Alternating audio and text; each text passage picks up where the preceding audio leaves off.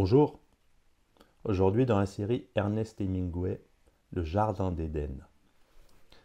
C'est un roman qui a été publié en 1986 à titre posthume. Il raconte l'histoire de David Bourne, un jeune écrivain américain, et de sa nouvelle épouse Catherine, qui passent leur lune de miel sur la côte méditerranéenne. Le roman, se déroulant dans les années 1920, plonge dans les complications psychologiques et émotionnelles de leur mariage, particulièrement lorsque Catherine propose à David d'explorer de nouvelles dynamiques sexuelles et émotionnelles. Le couple se retrouve bientôt impliqué dans un triangle amoureux avec une femme, Marita, ce qui bouleverse leur relation. Bien que Le Jardin d'Éden soit inachevé et que certaines parties aient été révisées ou supprimées lors de la publication, il est néanmoins considéré comme une exploration audacieuse des thèmes de l'amour, de la sexualité, de la jalousie et de la transgression des rôles de genre. On trouve trois personnages principaux, donc David Bourne, le protagoniste, qui est donc un écrivain américain en pleine lune de miel avec Catherine, qui est la seconde protagoniste. C'est une femme aventureuse, énergique et désireuse d'explorer des aspects plus sombres et non conventionnels de la sexualité et des rôles de genre. Et enfin Marita, une femme que David et Catherine rencontrent lors de leur voyage. Elle devient l'amante de David et de Catherine, ajoutant une nouvelle couche de complexité à leur relation.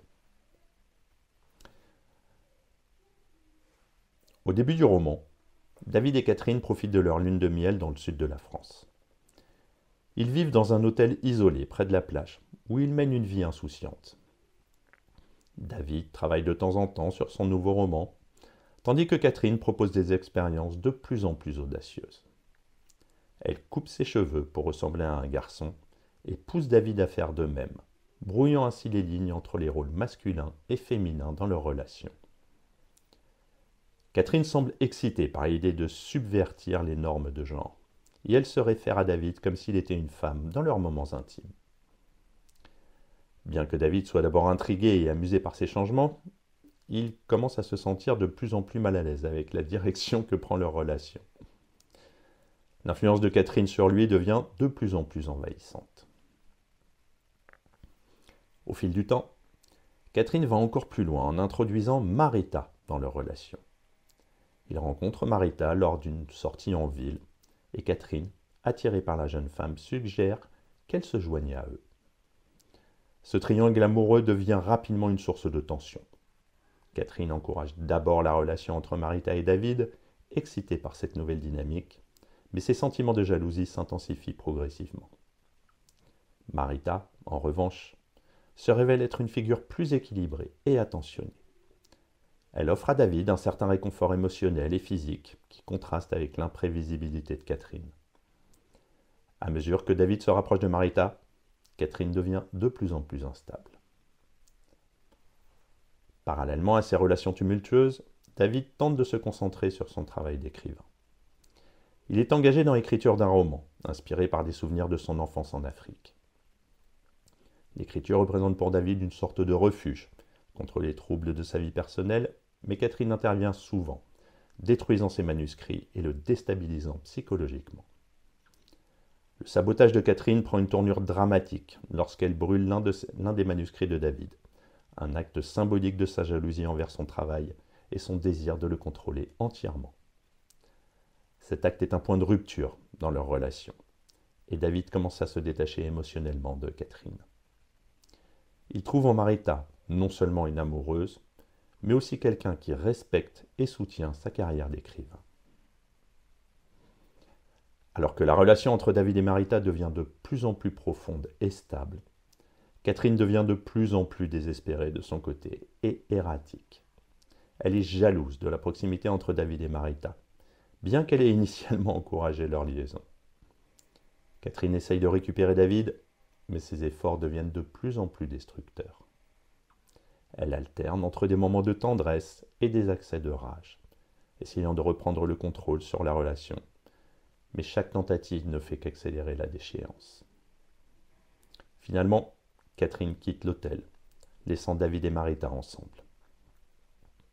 La conclusion du roman reste ouverte, mais elle suggère que David et Marita resteront ensemble tandis que Catherine continue de s'autodétruire. 5 thèmes. La quête d'identité. Catherine représente un personnage en quête perpétuelle d'identité.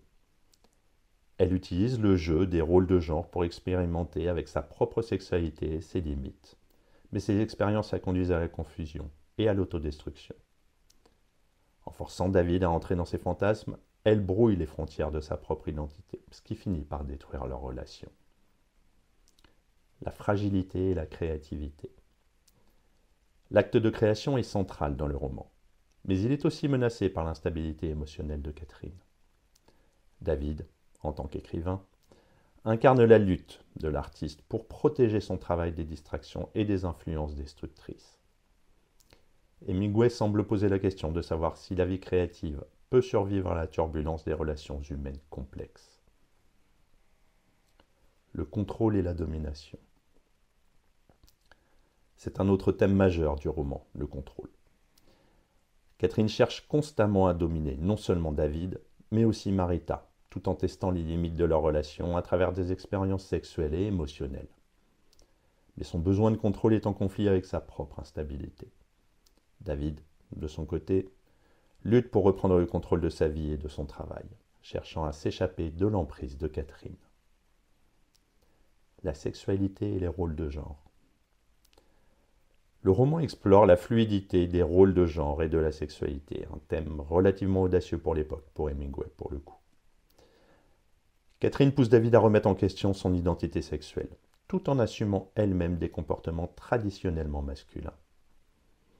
Hemingway se sert de cette dynamique pour explorer des questions de pouvoir, de désir et d'identité. Et enfin la jalousie et la trahison. L'introduction de Marita dans la relation entre David et Catherine exacerbe la jalousie sous-jacente de Catherine. Bien qu'elle semble initialement accepter la présence de Marita, elle est rapidement consumée par la jalousie.